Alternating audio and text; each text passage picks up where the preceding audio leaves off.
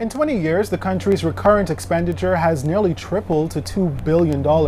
According to accountant and co-chair of the Coalition for Responsible Taxation, Gowan Bo, this is up dramatically from approximately $630 million in 1993, when the country ran a deficit of about $1.1 billion.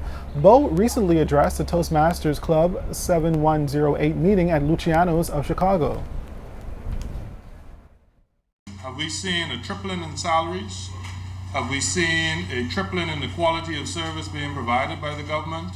Have we seen a tripling in the number of services being provided by the government? And most times the answer is no, and it's not to be badgering them. So this is staggering when we step back and think that our expenditure has grown from 600 million to 1.8 billion.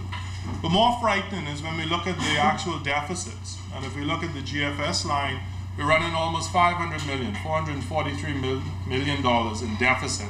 And our debt in 20 years has gone from 1.1 billion to almost $5 billion and climbing.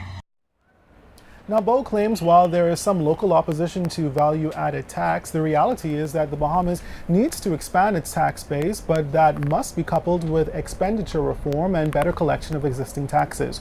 He noted that in its report, the IMF highlighted that tax collection in the Bahamas was significantly less than 50%.